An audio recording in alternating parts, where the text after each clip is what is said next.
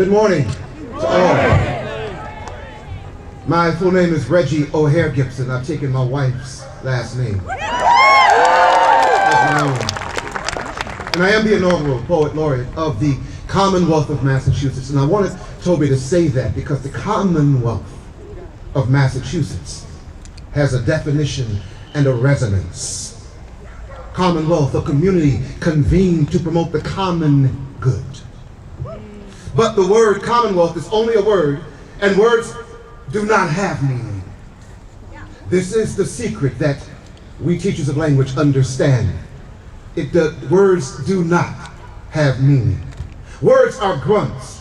They are sounds, expectorations of air that we shape through tone and pitch. Words have no meaning. What gives them meaning is when they are embodied, when they are instantiated, when they are manifested and were manifested through action. And this is an important distinction because we are a constitutional republic, a community held together by a document made of words. Words that if those words are to have meaning, it is up to us to create it. I think often about what led us here.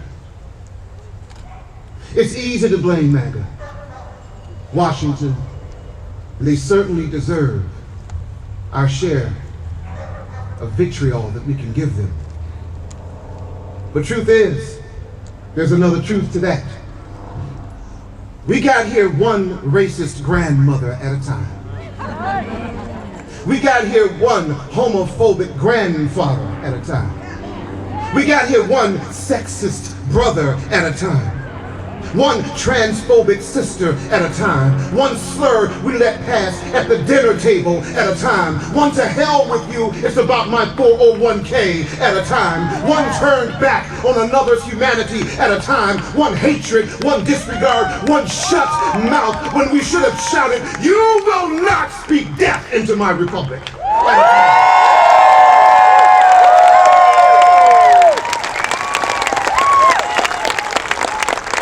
No mistake about it. Every one of our sacred words that we did not give action to has brought us to this.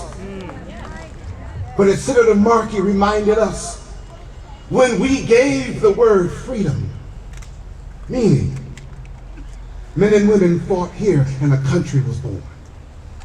When we gave the word freedom meaning, women became liberated. It happened. When we gave the word freedom meaning, legal segregation of schools happened. When we gave the word freedom meaning, civil rights happened, gay rights happened, trans rights happened. And even though this is the first state to institutionalize slavery, it was also the first to get rid of it because we gave the word freedom.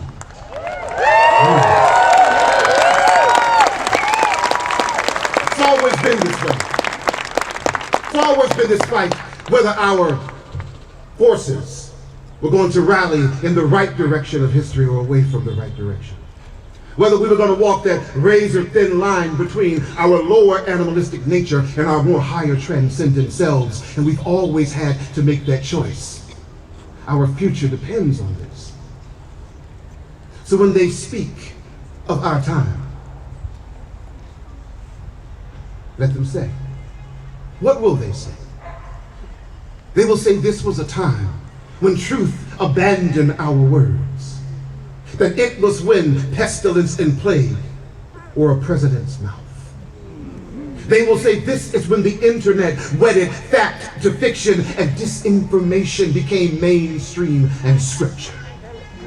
They will say this was when we hamster wheeled inside the jagged jaws of civic death that hovered above us, licking murderously its lips. They will say that this was when civility was assassinated on the steps of our nation's capital and multitudinous monstrosities masqueraded as law.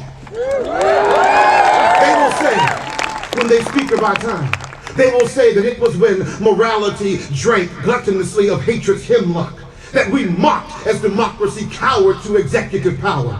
They will say a horrible darkness kissed our ears, kissed us until we closed our eyes and trembled with fear until we became the very darkness we feared. They will say that this was the time of God on our side, of God is our guide, as crosses turned into gun after gun after gun after gun behind pews of prayerful eyes, and both red and blue forgot that their God was colorblind. They will say that this was the hour of the food-shrunken belly and of refugee and of those turned away in the time of their human need, as the justly imprisoned enemies of the state walked free through prison gates. They will say it was when English spoken with the wrong accent meant an uncertain fate. They will say this was the time of the bullet bite, the misogynist blight, the applauded abuse, the anti-truth, the anti-learning. They will say this was when we set the world on the brim of burning. But also let them say that this was a time we fought against a civic genocide.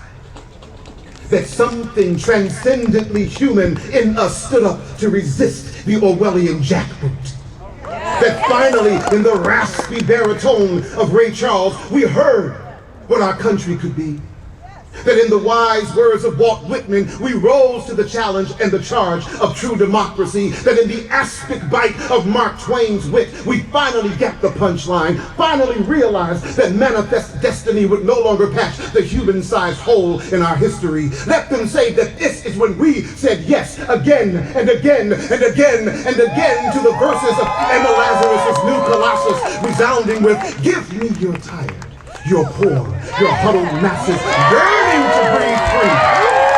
The wretched refuse of your teeming shores, send these, the homeless, the tempest-tossed to me."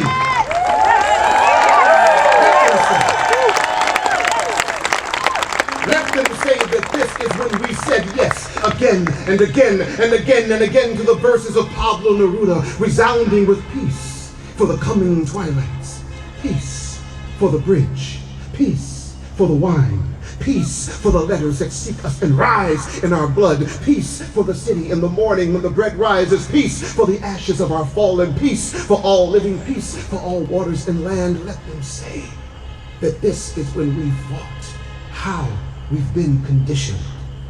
Let them say this is when the woman stepped forward declaring, "I am that I am," and we men began to break ourselves of the need to break women. Let them say that this was when our better angels spoke and we learned to lean in and listen. That this was the time we struggled against fist and fallacy and of judges refusing to kangaroo their courts and show that in America the law is king.